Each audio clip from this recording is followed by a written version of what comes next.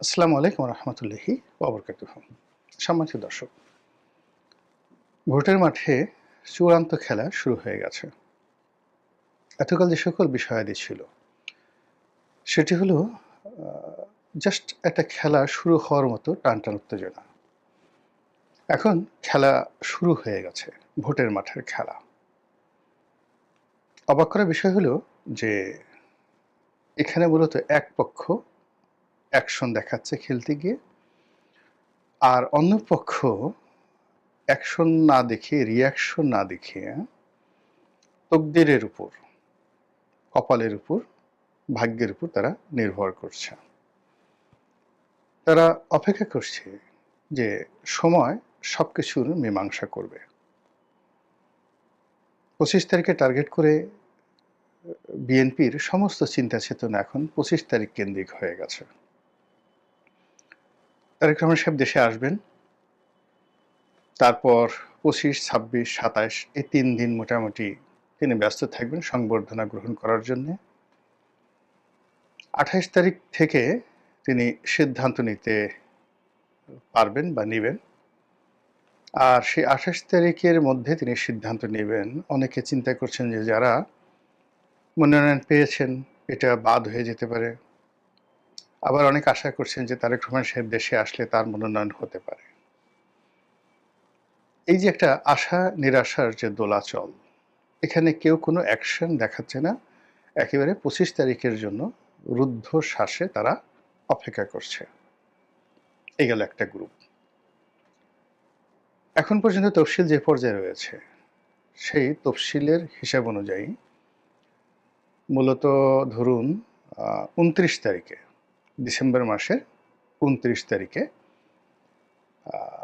এই প্রার্থীতা মানে তাকে নমিনেশন পেপার জমা দিতে হবে, প্রার্থীতা কনফার্ম করতে হবে। তাহলে আমি যে হিসাব বললাম যে তারেক রহমান সাহেব যেদিন আসবেন ওই দিন ২৫শে ডিসেম্বর, তার পরের দিন বন্ধ। তো সব মিলিয়ে মানে যে অবস্থা, সেই অবস্থায় ২৮ তারিখের আগে ওনার পক্ষে অফিসে বসে কোনো সিদ্ধান্ত নেওয়া সম্ভব হবে না। আর যদি আপনি অলৌকিক কিছু না ঘটেন তাহলে ২৮ তারিখে উনি সিদ্ধান্ত নিয়ে ২৯ তারিখে যে পদগুলোতে এখনো মনোনয়ন দেওয়া হয়নি আর যেগুলোতে অনেক আশা করছেন যে তারেক রহমান সাহেব এসে এগুলো সব উল্টে দিবেন, তারেক রহমান সাহেব তারপরে ভোটার হবেন, ইলেকশন করবেন।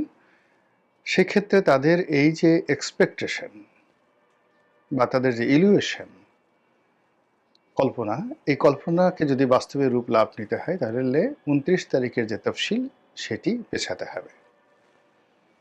এখন বিএনপির পক্ষ থেকে এটি পেছানো সম্ভব হবে কি হবে না এটা নির্ভর করছে সরকারের উপরে আর সরকার সমর্থিত জামাতের উপর।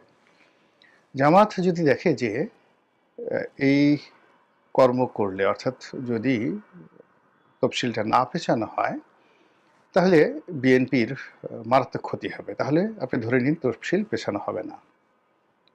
বিএনপিকে তফসিল পেছানোর জন্য আন্দোলন করতে হবে এবং এটা মানে বিএনপির জন্য একটা আত্মঘাতী সিদ্ধান্ত। তখন সবাই বলার চেষ্টা করবে যে আমরা তো তফসিল দিয়েছি তারেক রহমান সাহেবের কথা মতোই, আর এখন যেহেতু তারা পেছাতে চাচ্ছেন তো কাজেই আমরা এখন পেছাবো ৬ মাস।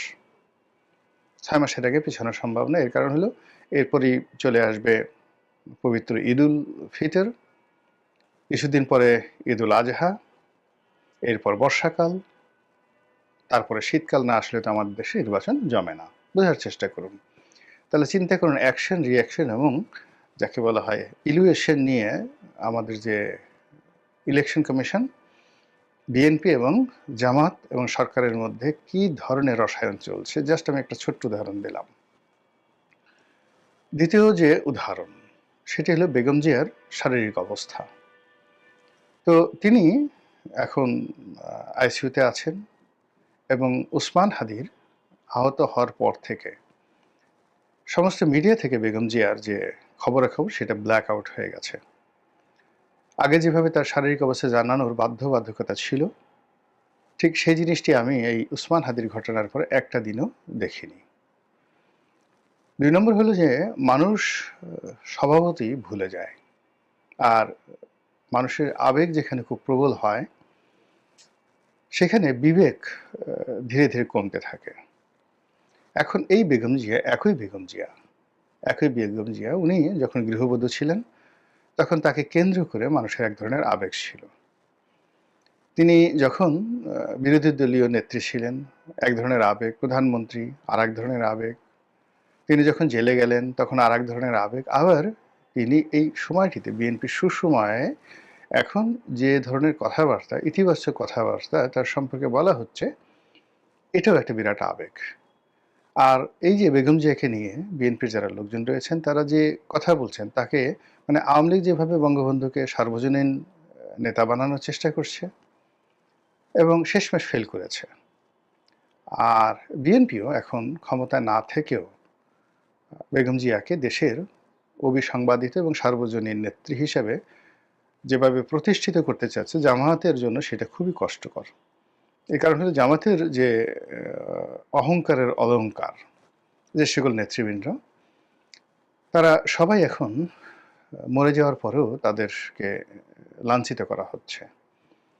তো লাঞ্ছিত করা হচ্ছে সেই যেন তেন লাঞ্ছিত নয়, ডাকসু ভবনের সামনে তাদের ছবি এঁকে, বিশ্ববিদ্যালয়ে তাদের ছবি এঁকে যাচ্ছেতাই যে কাজগুলো করা হচ্ছে, আর তার বিপরীতে বিএনপির একটা যাকে বলা হয় শ্রদ্ধার জায়গা আছে, এটা সঙ্গত কারণে জামাতের জন্য সুখকর নয়।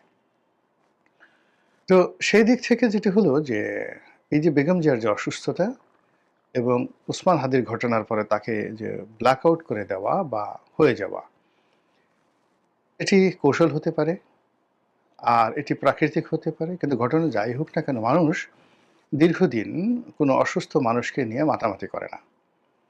এমনকি নিজের বাবা মা দীর্ঘদিন যদি বিছানায় থাকেন, শয্যাশায়ী থাকেন, অনেক সন্তান বলেন যে আল্লাহ তুমি এই যে কষ্ট দিচ্ছ এর সাথে তাকে উঠিয়ে নিয়ে যাও। তো কাজেই আজকের দিন থেকে 25 তারিখ পর্যন্ত, কিংবা ধরুন একেবারে 29 তারিখ পর্যন্ত, কিংবা ধরুন একেবারে নির্বাচনের পূর্বক্ষণ পর্যন্ত বেগম জিয়ার শারীরিক অবস্থা, অসুস্থতা, তার বেঁচে থাকা না থাকা, এগুলোর উপরে বিএনপির তকদির নির্ভর করছে। আর এই বিষয়টি এতটা সেন্সিটিভ, এই বিষয় নিয়ে আমি আর কথা বলতে চাচ্ছি না। গেল দুটো। অন্যদিকে যেটা হলো যে বিএনপির বিরুদ্ধে যে পক্ষ, তারা যে অ্যাকশনগুলো দেখাচ্ছে, সেই অ্যাকশনগুলো কিন্তু মানে রীতিমতো সারা বাংলাদেশকে তোলপাড় করছে। যেমন ধরুন ওসমান হাদির যে হত্যা প্রচেষ্টা, তো এর সঙ্গে বিএনপিকে জড়ানোর চেষ্টা, মির্জা আব্বাসকে জড়ানোর চেষ্টা, এটা আলটিমেটলি বিএনপির বিরুদ্ধে যতটুকু কাজ করেছে এতে কিন্তু বিএনপির শক্তিমত্তা স্তমিত করে দিয়েছে। তো এই যে ওসমান হাদিকে যারা এই গুলি চালিয়েছে তারা আর যা হোক বিএনপির লোক নয়, এটা আপনি নিশ্চিত ধরে রাখেন। 2 নম্বর হলো যে তারা বিএনপির শত্রু। এখন কারা করেছে সেটা সবাই যেমন একবাকে বলার চেষ্টা করছে, ভারত থেকে হচ্ছে, আওয়ামী লীগ থেকে হচ্ছে, ভালো কথা, কিন্তু আওয়ামী লীগ তো বিএনপির বন্ধু নয়। তো কাজেই এখানে আওয়ামী লীগ বিএনপির বিরুদ্ধে অ্যাকশন দেখাচ্ছে। আর আওয়ামী লীগ সম্পর্কে বিএনপি শুধু চিন্তা করতে পারছে, রাগ হতে পারছে, ক্রোধ দেখাতে পারছে, পরিকল্পনা করতে পারছে, কোনো অ্যাকশন দেখাতে পারছে না। আর যে সকল অ্যাকশন দেখাতে পারছে সেটা তৃণমূলে আওয়ামী লীগের যারা নেতৃত্ব তাদের আসলে ঘোড়ার ডিম, কিছুই হচ্ছে না, একটা পশমও তাদের স্পর্শ করা যাচ্ছে না। গ্রামে হয়তো রাগ হয়ে আপনি আওয়ামী লীগ কোনো নেতার গরু চুরি করছেন, গরু ধরে নিচ্ছেন, জবাই করছেন, কোনো আওয়ামী লীগের কর্মীর বাড়িঘরে হামলা চালাচ্ছেন, 2-4টে ধর্ষণের ঘটনা ঘটছে, লুটপাটের ঘটনা ঘটছে, এবং এগুলো মানে বিএনপির যে ভোট ব্যাংক সেই ভোট ব্যাংকে আরও গজব তৈরি করছে। গেল এটা। যদি আওয়ামী লীগ না হয়ে এই ঘটনার সঙ্গে অন্য কেউ জড়িত থাকে, তৃতীয় পক্ষ, চতুর্থ পক্ষ, দেশি শক্তি, বিদেশি শক্তি, ওটা বিএনপির জন্য আরও মারাত্মক অ্যাকশন। তো এই অ্যাকশনের পরে আপনি ধরুন এই যে একটা বিজয় দিবস গেল, এই বিজয় দিবসে বিএনপির যারা প্রতিপক্ষ তারা যে অ্যাকশনগুলো দেখিয়েছে, সেই অ্যাকশনের অ্যাগেনস্টে বিএনপি রীতিমতো বেকুব হয়ে গেছে। বিএনপির বড় বড় নেতারা যেভাবে অসহায় বোধ করেছে, এই ১৬ই ডিসেম্বর তারিখে। এবং কার্যত বিএনপি মানে এই তোষর নীতি মানে এখন সবকিছু তারা ভালোয়, ভালোয়, নরমে, নরমে তারা করতে চাচ্ছে। তারা একবার বলতে পারেনি যে কেন কুচকাওয়াজ হলো না? তারা এই অনুষ্ঠানে সদলবলে বঙ্গভবনে যেতে পারেনি। রাষ্ট্রপতির পাশে তারা দাঁড়াতে পারেনি। এমনকি সেনাপ্রধানের পাশে তারা দাঁড়াতে পারেনি অথবা ডক্টর মোহাম্মদ ইউনূসের পক্ষে দাঁড়াতে পারেনি। তারা অনেকটা কুলহারা রমণীর মতো হয়ে গেছে। তারা এনসিপির সঙ্গে যেতে পারছে না, জামাতের সঙ্গে যেতে পারছে না। আর একা, একা জোরে, জোরে হাত পিত্তেশও করতে পারছে না। Actually what is happening? কি ঘটছে বিএনপির মধ্যে? এটা নিয়ে আপনাকে কল্পনা করতে হবে। আপনি তাদের কোনো অ্যাকশন বা রিঅ্যাকশন দেখতে পারছেন না। আর প্রতিপক্ষ এখানে রীতিমতো অ্যাকশন দেখাচ্ছে। এরপরে যেটি সেটি হলো বিএনপির শীর্ষ অনেকগুলো নেতৃবৃন্দ রয়েছেন, তাদেরকে টার্গেট করা হচ্ছে। টার্গেট বলতে হাদির মতো কোনো টার্গেট নয়, কিন্তু হাদির মতো টার্গেট হতে পারে এই ভয় বিএনপির অনেক নেতার মধ্যে যে ঢুকে গেছে, এতে কোনো সন্দেহ নাই। ইতিমধ্যে বিএনপির একজন প্রার্থী নির্বাচনের প্রতিযোগিতাকে থেকে নিজেকে প্রত্যাহার করে নিয়েছেন। আর আরও অনেকে নির্বাচনী এলাকায় যাওয়া বন্ধ করে দিয়েছেন। অনেকে রাত বিরেতে চলা বন্ধ করে দিয়েছেন। কিছু লোক আমরা ফেসবুকে দেখতে পাচ্ছি একেবারে মানে তাদের মুখে হাসি নেই। সবাই নেতা আসবেন ২৫ তারিখ পর্যন্ত অপেক্ষা করছে।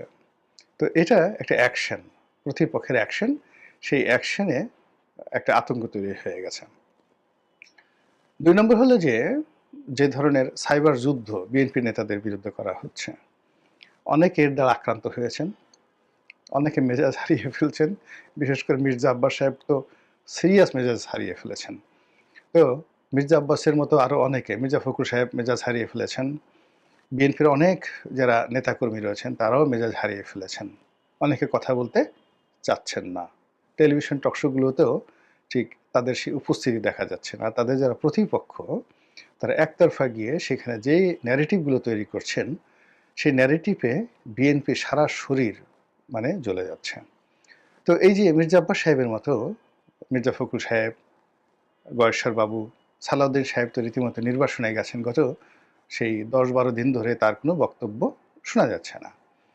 তারপর আপনার সেই আমির খসরু মাহমুদ চৌধুরী সাহেব, তারপর ইকবাল মাহমুদ টুকু সাহেব, অন্যান্য যারা সিনিয়র নেতৃবৃন্দ আছেন, ডক্টর মঈন খান, ওনাদের কারোরই বক্তব্য শোনা যাচ্ছে না। অথচ তারা যে কথা জানেন, বক্তব্য জানেন, আওয়ামী লীগ জামানাতেও কিন্তু তারা মানে শেখ হাসিনার মসনদ কাঁপিয়ে দিতেন বিভিন্ন রকম কথাবার্তা বলে।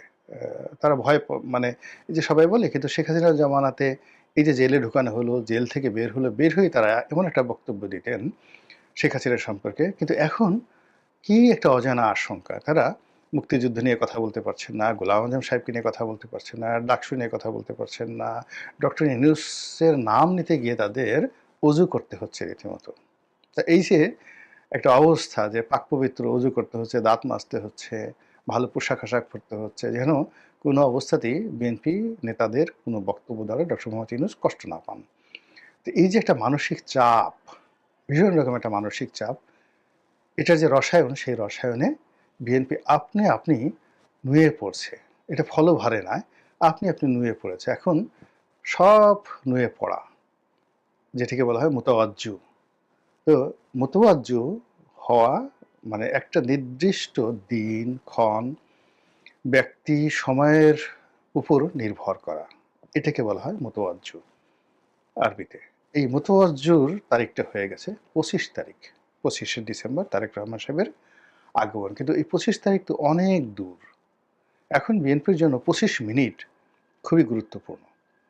এই ২৫ মিনিটের মধ্যে অনেক কিছু ঘটে যেতে পারে। তো সেই জায়গাটাতে বিএনপি কোনো অ্যাকশন নিতে পারছে না, রিঅ্যাকশন দেখাতে পারছে না। আর প্রতিপক্ষ একটার পর একটা অ্যাকশন দেখিয়ে যাচ্ছে।